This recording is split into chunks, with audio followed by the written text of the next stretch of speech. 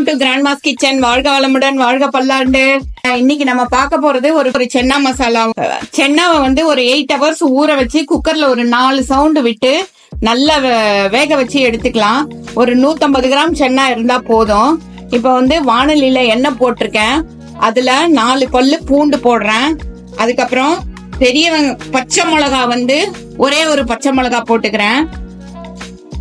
பெரிய வெங்காயம் மீடியம் சைஸா உள்ளது வந்து 2 கட் பண்ணி வச்சிருக்கேன். அதை இப்ப போட்டுடலாம்.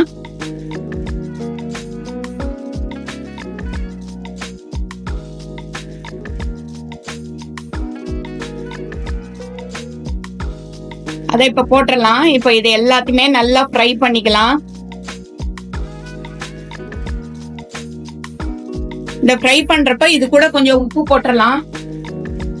பாருங்க, ஒரு 1/2 ஸ்பூன் இருக்கிற மாதிரி உப்பு போட்டிருக்கேன். இதெல்லாம் நல்லா ஃப்ரை பண்ணிக்கலாம். இப்ப ஒரு சின்ன சைஸா இருக்கிற தக்காளி, ஒரு 5 தக்காளி கட் பண்ணி வச்சிருக்கேன். அதையும் இப்ப நம்ம போட்டுடலாம். அது கூட இது எல்லாமே நல்லா ஃப்ரை ஆகி வரணும்.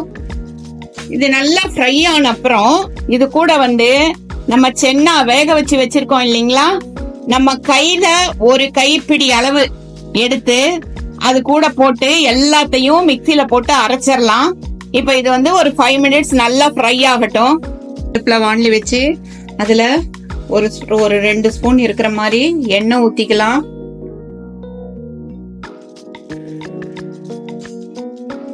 ஒரு பிரியாணி இலைய போட்டுறேன்.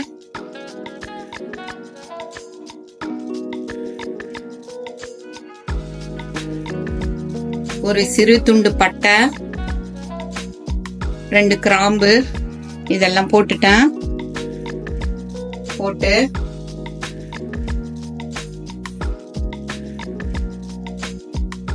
இத கொஞ்சம் நல்லா ஃப்ரை பண்ணிக்கலாம். ஃப்ரை ஆன அப்புறம் நம்ம அரைச்சி வச்சிருக்கோம் இல்லையா சென்னா மசாலாவுக்குள்ள ஆனியனு தக்காளி எல்லாம் பேஸ்ட் பண்ணி வச்சிருக்கோம்ல, அத வந்து இதுல ஊத்திடலாம்.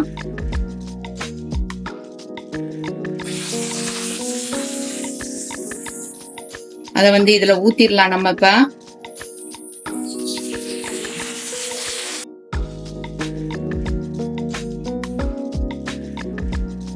ஊத்திட்டு இது நல்லா கொஞ்சம் ஒரு 5 நிமிஷம் கொதிக்கட்டும். நல்லா பச்சை வாடை போக, நம்ம ஆல்ரெடி ஃப்ரை பண்ணி வச்சிருக்கோம், ஆனாலும் ஒரு பச்சை வாடை போற அளவுக்கு கொஞ்சம் ஒரு 5 minutes கொதிக்கட்டும். இது நல்லா அது ஒரு 5 minutesக்கு பச்சை வாடை போற அளவு நல்லா கொதிச்சு வந்துருச்சு. இப்ப இது கூட வந்து மஞ்சள்தூள் போட்டுக்கலாம். கொஞ்சம் சென்னா மசாலா கொஞ்சம் போட்டுக்கலாம். சென்னானால சென்னா மசாலா கொஞ்சம் போட்டுக்கலாம் நம்ம. அதுக்கப்புறம் காஷ்மீரி சில்லி பவுடர் கலருக்காக நான் போடுறேன். காஷ்மீரி சில்லி பவுடர் கொஞ்சம் போட்டுக்கலாம். இது வந்து காரம் கொடுக்காது. அப்புறம் வரமிளகாத்தூள் கொஞ்சமா போட்டுக்கலாம். நம்ம வீட்டுல காரம் ஜாஸ்தி, அவங்கவுங்க காரத்துக்கு தகுந்த மாதிரி போட்டுக்கோங்க. சால்ட் போட்டுக்கலாம். சால்ட் போட்டுடலாம். இது எல்லாம் நல்லா கலந்து ஒரு கொதிச்சு வந்த அப்புறம்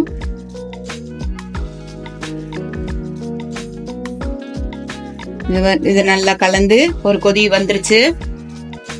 இப்ப இந்த நம்ம சென்னா மசாலா வேக வச்சு வச்சிருக்கோம்ல, பாருங்க இந்த அளவு நல்லா அப்படியே ஸ்மாஷ் ஆற மாதிரி வேகணும். அந்த வேக வச்சு வச்சது அந்த தண்ணியோட இதுல ஊத்திடலாம்.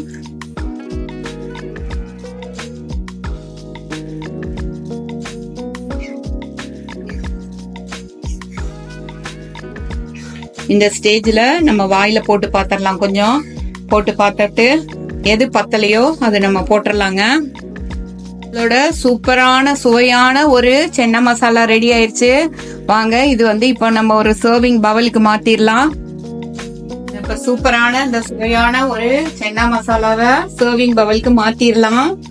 சென்னா வந்து நிறைய புரோட்டீன் கண்டென்ட் அதுல இருக்கு. குழந்தைங்களுக்கெல்லாம் ரொம்ப நல்லது, பெரியவங்களுக்கும் நல்லது.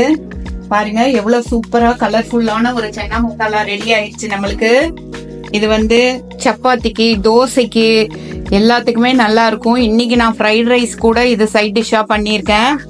இது வந்து எல்லாரும் நம்ம சாப்பிட்டு என்ஜாய் பண்ணலாம். தேங்க்ஸ் ஃபார் வாட்சிங் அவர் கிராண்ட்மாஸ் கிச்சன். வாழ்க வளமுடன், வாழ்க பல்லாண்டு.